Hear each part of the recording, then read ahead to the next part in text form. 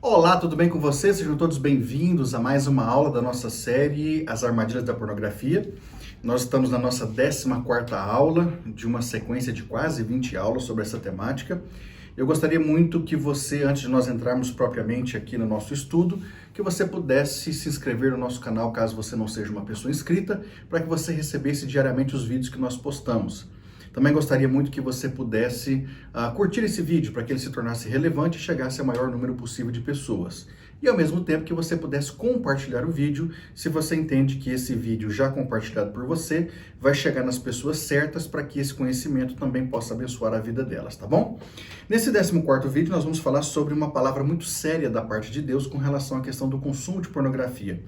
Lá na nossa primeira aula eu falei para vocês que a nossa intenção aqui com essa discussão, com essa temática, não é evidentemente ficar apontando o dedo para ninguém, dizer que essas pessoas estão erradas, que estão pecando e etc e tal, mas apenas gerar um despertamento para que essas pessoas possam entender que essa prática de fato não é correta, principalmente pelo fato de que nunca vai trazer para elas aquilo que elas tanto almejam, principalmente crescimento, conhecimento, satisfação sexual e coisas do gênero.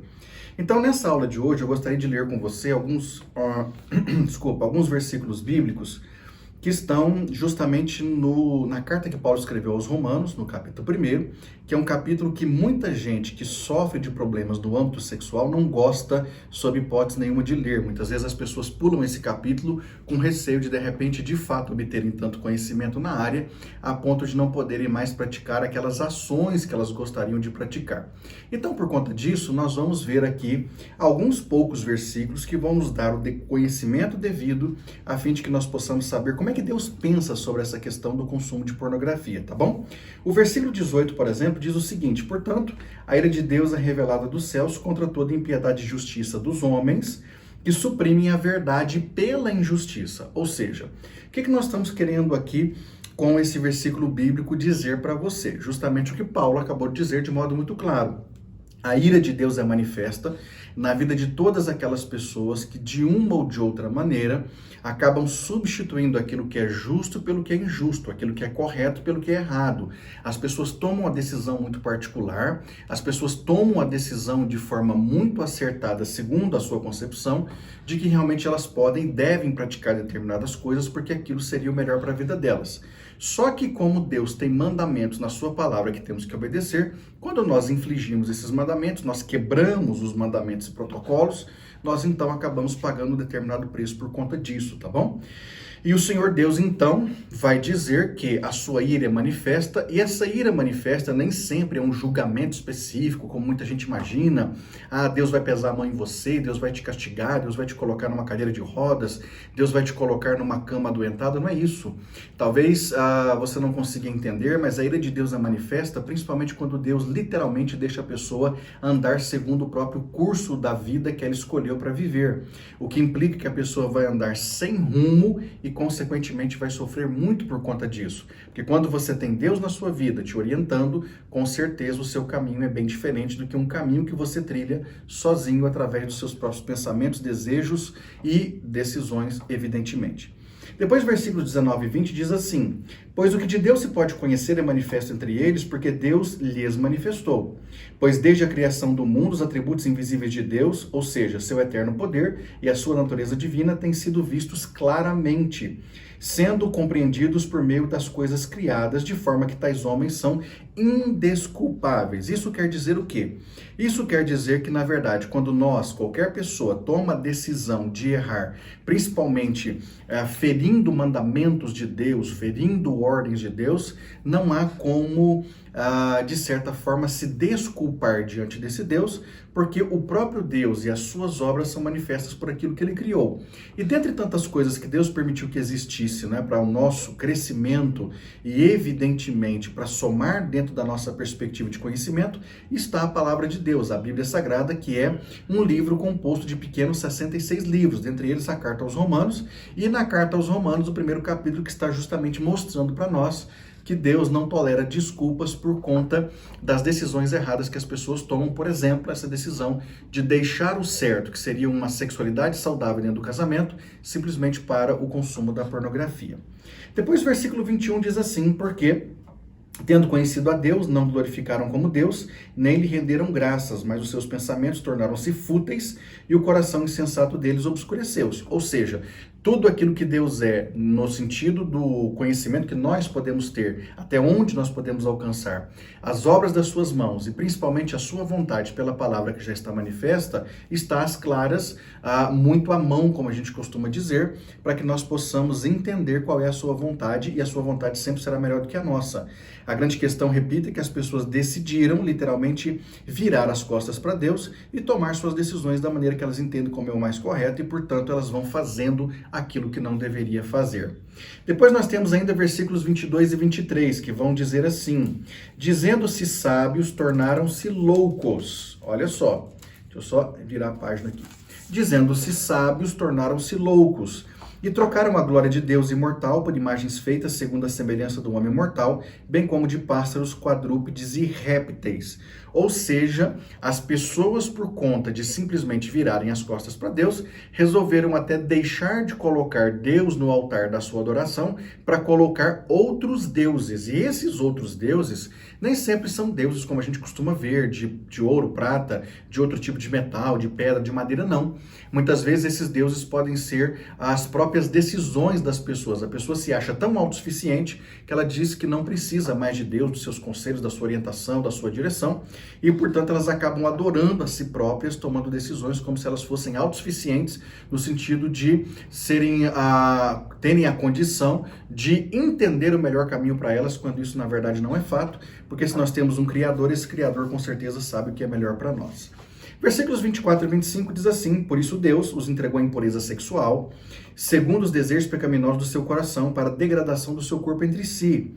Trocaram a verdade de Deus pela mentira e adoraram e serviram as coisas e seres criados em lugar do Criador, que é bendito para sempre. Amém. Então olha só como é que Deus manifesta a sua ira. Deus deixa as pessoas fazerem o que elas querem, às vezes até sem nenhum tipo de imprecação de juízo, justamente porque essas pessoas estão tomando a decisão de abandonar a pessoa do próprio Deus, seus conselhos e orientações, suas diretivas, para que elas possam caminhar pela vida de acordo com o que elas entendem que é o melhor. A grande questão é que essas pessoas estão aparentemente achando que estão fazendo tudo aquilo que satisfaz a sua carne, e isso é o âmago da sua felicidade, quando na verdade elas estão vivendo a ira de Deus, porque Deus literalmente não está com elas nessas práticas. Por mais que Deus não fale com elas no sentido de se manifestar contra essas práticas verbalmente, por mais que Deus não as puna, já a palavra já vem falando com elas há muito tempo, então não há mais necessidade de que Deus se manifeste tanto quanto as pessoas imaginam que ele deveria se manifestar. Depois nós ainda temos versículos 24 e 26 a 28. Por causa disso, Deus os entregou a paixões vergonhosas, até suas mulheres trocaram suas relações sexuais naturais por outras contrárias à natureza. Da mesma forma, os homens também abandonaram as relações naturais com as mulheres e se inflamaram de paixão pelos outros. Começaram a cometer atos indecentes, homens com homens, mulheres com mulheres, e receberam em si mesmos o castigo merecido pela sua perversão. Além do mais, visto que desprezaram o conhecimento de Deus, ele os entregou a uma disposição mental reprovável para praticarem o que não deviam. Então, repito, a ira de Deus é manifesta justamente no abandono. A ira de Deus está manifesta simplesmente ele dizendo: já que é isso que vocês querem, então façam. A grande questão é que na medida que vocês continuarem fazendo e vocês forem se aprofundando nessas práticas, vocês podem chegar, quem sabe, no fundo de um poço que talvez vocês não consigam mais voltar atrás, tá bom? Inclusive esse texto lá no versículo 27 vai dizer que o Senhor Deus os entregou a uma disposição mental reprovável. Deus permitiu que eles fizessem o que eles quisessem de acordo com a mentalidade deles, só que ao invés de trazer benefícios permanentes, lhes trará com certeza sofrimentos recorrentes, tá bom? Depois ainda ele diz, além do mais, tornaram-se cheios de toda sorte de injustiça, maldade, ganância, depravação, estão cheios de inveja, homicídio, rivalidades, engano e malícia, são bisbilhoteiros, caluniadores, inimigos de Deus, insolentes, arrogantes, presunçosos, inventam maneiras de praticar o mal, desobedecem aos seus pais, são insensatos, desleais, sem amor pela família e implacáveis. Então perceba que o fato de Deus virar as costas para essas pessoas, numa linguagem mais humana, para deixar que elas façam aquilo que elas querem, faz com que elas venham a se aprofundar cada vez mais em práticas que possam demonstrar a sujeira e a calamidade de suas vidas. E depois ainda o texto encerra dizendo: embora conheçam o justo decreto de Deus, de que as pessoas que praticam essas coisas merecem a morte, não somente continuam praticando essas coisas, mas também aprovam aqueles que a praticam. Ou seja, essas pessoas resolveram não dar a mínima para as orientações de Deus, resolveram não dar a mínima para a santidade de Deus para esse momento, resolveram não dar a mínima para a eternidade, e além de fazerem aquilo que não deveriam fazer, ainda aprovam outros que fazem. E infelizmente essa situação de determinadas conotações sociais estão se transformando muito normais nos nossos dias, como se isso realmente não tivesse nenhum tipo de importância quando a palavra de Deus está dizendo que não eram para ser praticadas. O que nós precisamos entender é que o pecado nunca se satisfaz, ou seja, aquilo que é errado, aquilo que fere os mandamentos de Deus, nunca se satisfaz, e é por isso que um pecado sempre vai chamar o outro, traduzindo o texto que diz que um abismo sempre chama outro.